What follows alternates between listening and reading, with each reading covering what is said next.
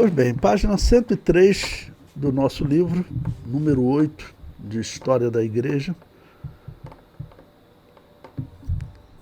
Estava falando para vocês que o ano de 1527, 28, e também o ano de 1529, está havendo muito martírio, né? E um dos companheiros de Zwinglio, que saiu da Igreja Católica, se tornou protestante com ele, que é George Blaurock, ele acabou se convertendo, sendo batizado de novo, recebendo o batismo de adulto.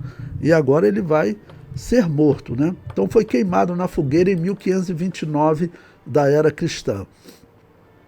Bom, coloquei aí um texto da obra História do Anabatismo, de William Steppe, que ele descreve como foi a vida de George Blaurock. Vejam, o recomeço das atividades de Zolicon desagradou a Zwinglio e ao conselho da cidade. No dia 16 de março, 19 homens, incluindo Blaurock, haviam sido detidos e encarcerados mais uma vez.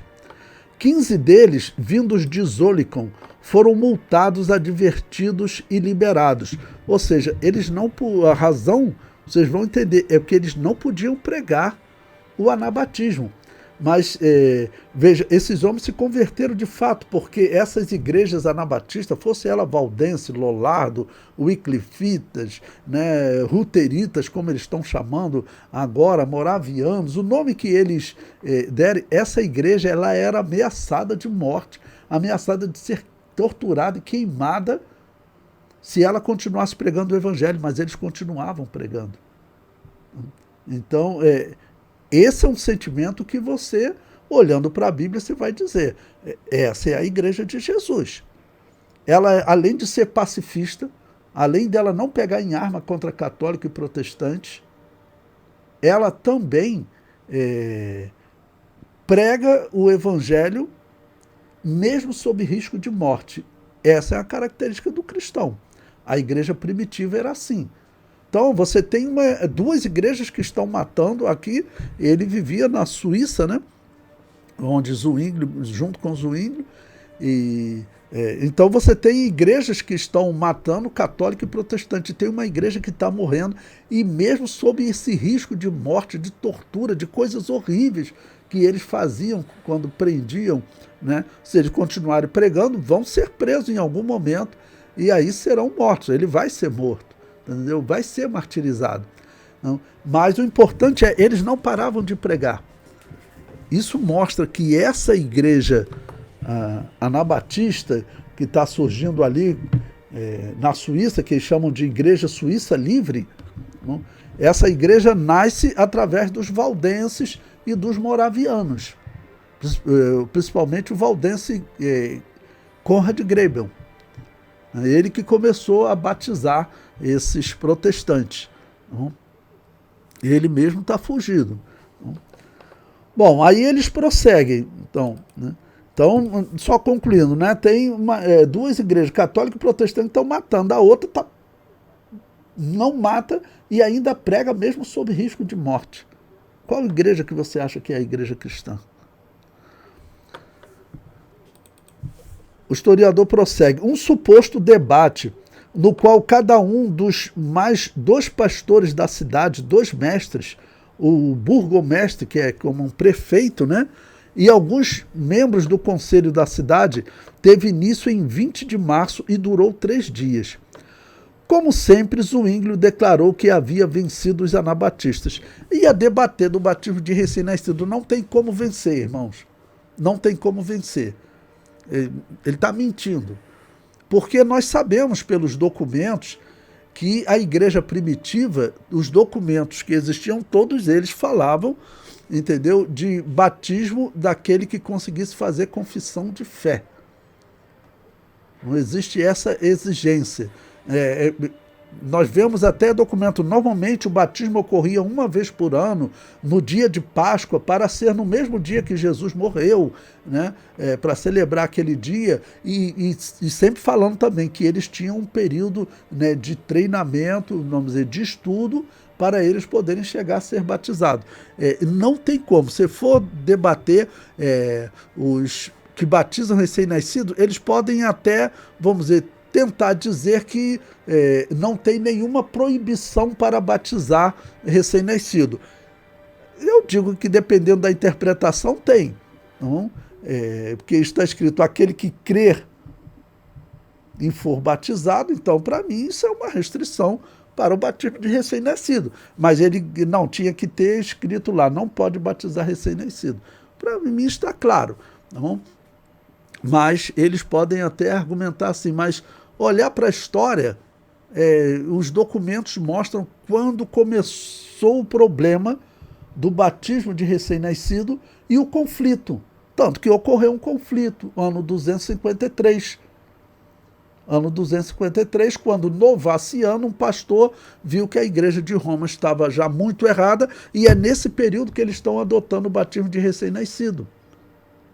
E aquela igreja estava vivendo muito errada, por quê? Por que Novaciano saiu dela? Ele falou, e historiadores como Sócrates de Constantinopla falou, porque durante a perseguição de Décio, que foi no ano 249, 250, naquela perseguição, foi uma perseguição terrível, que envolveu torturas, porque ele não queria simplesmente matar os crentes, ele queria fazer os crentes cultuarem a Júpiter, porque ele era um religioso, vamos dizer, fanático, vamos assim dizer. Ele acreditava que se Júpiter não fosse cultuado, ele não conseguia vencer a guerra. E era o que os sacerdotes de Júpiter falavam para ele. E Júpiter, Apolo, aqueles montes de nomes que eles davam, né? Então, durante a perseguição dele, ele gerou muitos apóstatas. O que eram isso? Pessoas que negavam a fé, dizia, eu vou negar Jesus, ele tinha que amaldiçoar o nome de Jesus, entregar os livros sagrados, sacrificar um animal, participar de um culto lá junto com os sacerdotes de Júpiter, sacrificar um animal e comer das coisas sacrificadas. Ele saía dali possesso, sem sombra de dúvida. Se tivesse um templo de satanismo aqui, em algum local do Rio de Janeiro, e os cristãos aqui do Rio de Janeiro fossem obrigados a ir lá fazer um sacrifício e comer das coisas sacrificadas, saía de lá possesso mesmo. Vocês sabem a diferença de oprimido para possesso. Oprimido, o inimigo está colocando coisas na cabeça da pessoa para tentar oprimir a pessoa, né? Até com a violência da cidade, tudo o inimigo usa. Tá bom? Mas possesso é aquela pessoa que o inimigo pode tomar os lábios dela e falar.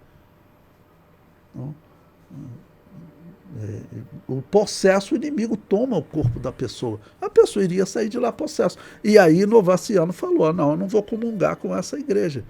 O historiador Sócrates de Constantinopla diz que foi realmente isso. E qual a igreja que ele separou? A igreja de Roma. E uma das coisas que ela estava adotando era o batismo de recém-nascido. Mas Novaciano saiu porque as pessoas que não fugiram para as catacumbas, para as montanhas, foram presas e comeram das coisas lá sacrificadas aos ídolos, essas pessoas foram readmitidas na igreja de Roma normalmente. Por quê? Porque, segundo a história, o próprio bispo de Roma também teria sacrificado. Então, por isso é que essa igreja vai aceitar o gnosticismo, vai aceitar o purgatório, isso é 253. Em 80 anos surge Constantino e ele coloca a doutrina do purgatório nessa igreja de Roma. Tinha que ser numa situação assim. E nos dias de Constantino também aconteceu a mesma coisa, uma perseguição. E que gerou muitos apóstatas. Então, quando nós vamos estudar a história, nós sabemos que essa é a origem. E também é só vocês pesquisarem quem foi a primeira pessoa a sugerir batismo de recém-nascido, que cristão de verdade sabe que isso não faz o menor sentido. O cristianismo exige confissão de fé. Mas, veja, você pode pesquisar na história. Quem foi a primeira pessoa a defender o batismo de recém-nascido? Foi um homem chamado Orígenes de Alexandria, aquele mesmo que defendia a salvação da alma do diabo. O mesmo que ele e seu mestre também, Clemente, foram os primeiros a darem sinais de defesa do purgatório. Vocês podem pesquisar que essa é a história. Então, não tem como. Mas aí Zwingli, quando vai colocar a história ou a Bíblia, né? O Zwinglio está aqui, olha, né? Aquele que crer e for batizado, então depende do crer, tá bom? Depende do crer. Isso no cristianismo tem que ter a confissão de fé, não tem jeito. Então, mas o que ele disse? Todo o debate ele dizia que venceu. Estavam lá os políticos, porque eu tenho sempre falado para vocês, a Reforma Protestante é um movimento político. Estavam lá os políticos.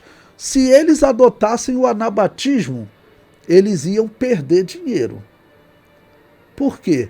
Eles iam perder porque os anabatistas não cobravam para batizar recém-nascido. Os anabatistas não cobravam, por exemplo, eles nem podiam fazer casamento, mas até hoje, vocês sabem que a Assembleia de Deus não cobra, entendeu? Para fazer um casamento. E isso a Igreja Católica precisa desse dinheiro, ela cobra até hoje. Na verdade, não precisa do dinheiro, né? Mas tem que cobra para batizar, cobra para casar. Então, aqueles políticos falaram, não, esse povo aí, eles não cobram para batizar, não cobram para casar, não cobram para fazer sepultamento. Não, esse povo não está bom, não. Nós queremos o Zwinglio. Aí o Zwinglio falou para não, eu venci o debate. Aí eles queriam o protestantismo. Né? Os políticos, eles queriam o protestantismo, por quê? Porque no protestantismo eles controlavam a igreja. Quem é que controla a igreja protestante da Inglaterra ainda hoje? No caso, os políticos, principalmente o rei. Quem é que controla a igreja luterana na Alemanha? É o governo, é uma organização política. São os políticos. Lutero ele ficou ligado aos políticos. Não? Bom, então, prosseguindo na leitura, como sempre, Zwinglio declarou que havia vencido os anabatistas, e as autoridades de Zwinglio concordaram. Blaurock e sua esposa, junto com outros 4, foram banidos do cantão.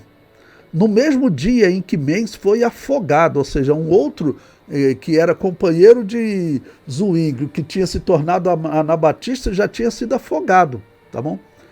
Blaurock foi despido até a cintura e espancado com varas até o sangue escorrer nas suas costas, desde o local de execução até o portão de Nenderdorf. Tendo atravessado o portão, o indomável pregador anabatista sacudiu o pó da cidade grudado em sua roupa e sapatos, num ato de despedida apostólica zombeteira. Porque Jesus falou para fazer isso, né? O historiador William Stepp, então, citou. Ele prossegue. Blaurock saiu de Zurique em direção a Berna. Ali houve um debate. Zwinglio se enfrentou com o desterrado Blaurock e com os anabatistas berneses, ou seja, que é um outro nome de anabatista que eles também utilizam na história, né? Na tentativa de convencê-los de seu erro. Os doutores eruditos da Igreja Reformada fracassaram em sua missão em Berna, assim como Zwinglio em Zurique. Como resultado desse debate, Blaurock e os demais, exceto um que se retratou, foram expulsos. De Berna, o evangelista, cansado pela batalha, dirigiu-se a Biel. Lá uma grande congregação de anabatistas, que devia sua origem a ele e a seus esforços, estavam adorando a Deus por algum tempo. Bom, uma pausa aqui para explicar. Essas congregações, muitos casos delas, já eram congregações que eram católicas, uma paróquia católica. Tem caso aí que eu vou mostrar para vocês de um padre que se converteu, aí ele se converteu ao anabatismo, né? Ele batizou 300 pessoas da paróquia dele, que ele chegou e falou, está tudo errado, eu abandonei essa igreja católica, estou servindo nessas igrejas aqui da comunidade. Os camponeses normalmente conheciam, quem vivia ligado ao campo, sabiam que eram pessoas de bom testemunho, por isso que teve reis que falaram, eu não vou matar essas pessoas. A região onde eles vivem, eles não vivem nos taberna, que eles chamavam, né? Não vivem no boteco, não vivem envolvido em brigas, é um povo bom de se conviver com eles, eu não vou matar eles. E por isso ele não aceitou a Inquisição, mostrei na história casos para vocês. Então, eles eram conhecidos, então acabou que padres que estão se convertendo estão levando os membros católicos.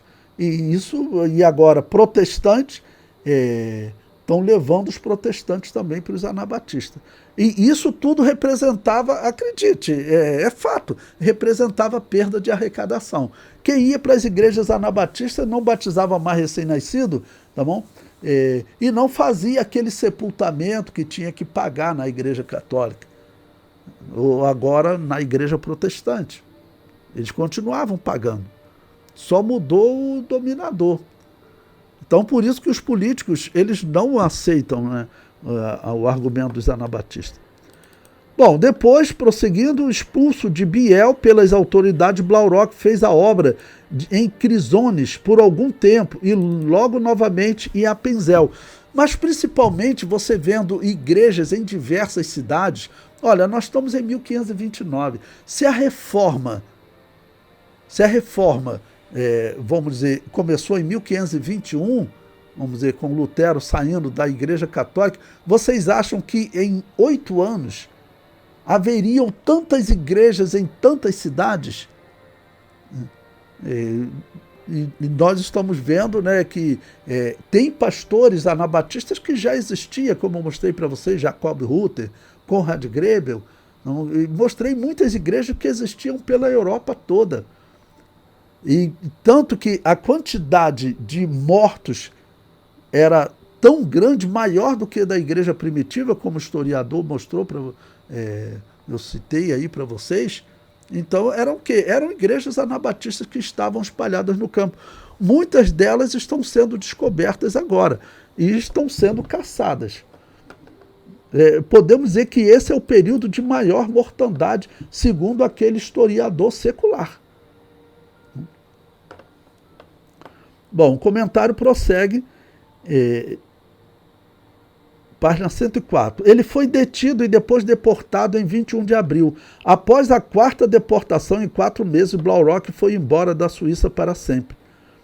Uma igreja anabatista do Vale de Adige havia perdido seu pastor, Michael Kushner, que foi queimado preso em uma estaca em 2 de junho de 1529. Ao receber um pedido de ajuda da congregação órfã, Blaurock se tornou seu pastor.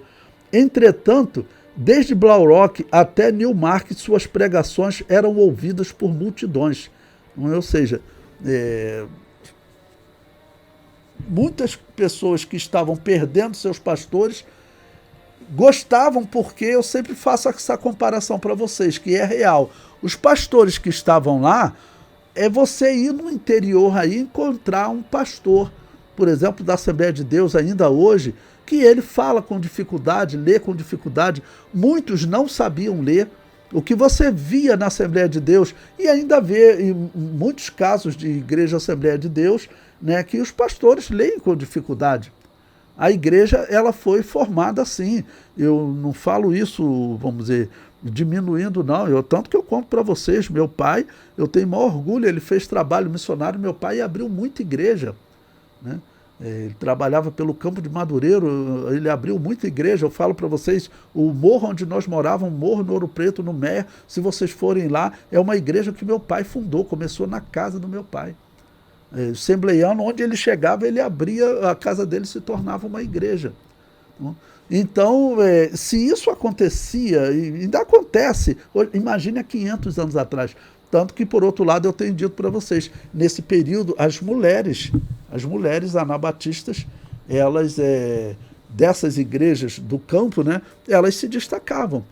E quando nós chegarmos no estudo da Suécia, nós veremos que a enciclopédia sueca comenta como as mulheres participavam até da pregação dessas igrejas. É bonito, a enciclopédia fez um desenho de historiador que viveu na época, retratando lá em 1700, uma reunião no campo à noite e uma irmã pregando em cima de uma pedra, uma imagem muito bonita. Eu vou mostrar a vocês quando nós chegarmos lá, né?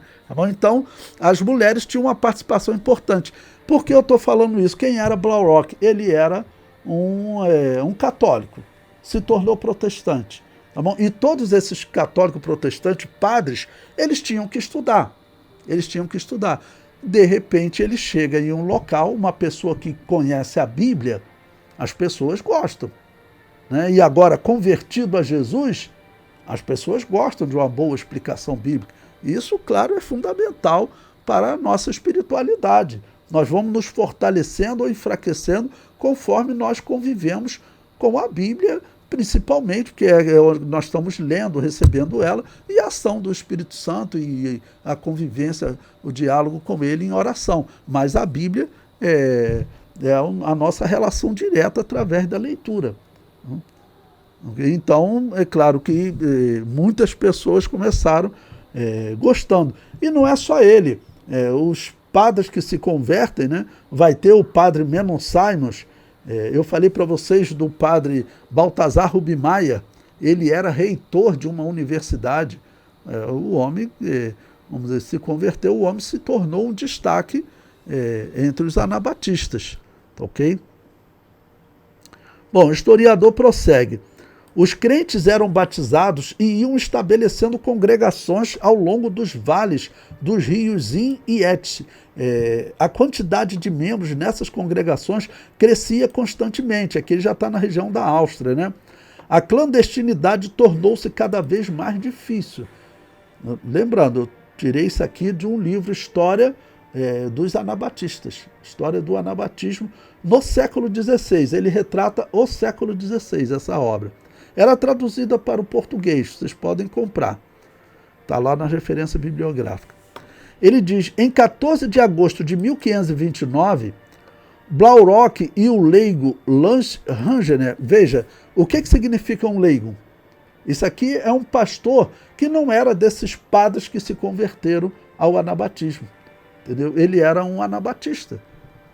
Por isso é leigo, né? Eles chamavam de leigo porque os anabatistas não podiam participar das universidades. Né? Muitos deles viviam no campo e realmente eles tinham, como eu tenho dito para vocês, uma certa dificuldade, porque você, vamos dizer, você para poder estudar, ser um autodidata é muito difícil. Eu já vi pessoas que aprenderam a ler sozinhas assim, se destacaram muito na vida. Mas é coisa rara, entendeu? A maioria das pessoas tinham que trabalhar muito para poder se sustentar. As pessoas, nesse período, trabalhavam, às vezes, 12 horas por dia, 11 horas por dia, porque era trabalhar para pagar muito imposto e ficar com uma parte para ele. Bom, então, Blaurock e o leigo Langener foram postos sob custódia pelas autoridades de Innsbruck.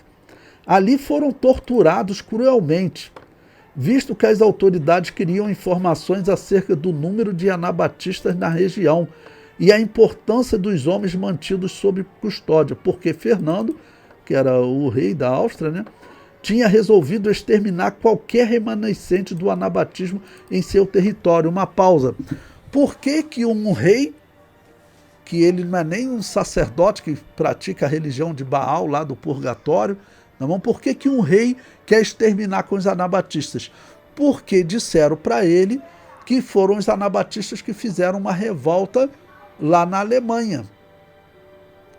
A revolta dos camponeses alemães, que Lutero mandou matar com 100 mil mortos, aquela notícia correu pela Europa e tem 4 anos que ocorreu isso. Então, eles estão dizendo, não tem que acabar com esses anabatistas.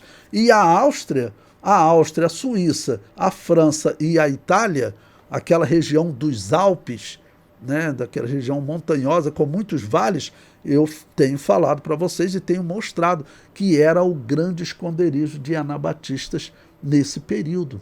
E o que ocorre, a matança, eles estão caçando e matando, e vamos dizer, essas agora autoridades, um pregador anabatista, que era um leigo, e um ex-padre, ex-protestante, que é Blaurock, foram presos. Então eles querem encontrar aonde estão os anabatistas. E você veja, fazer essas torturas.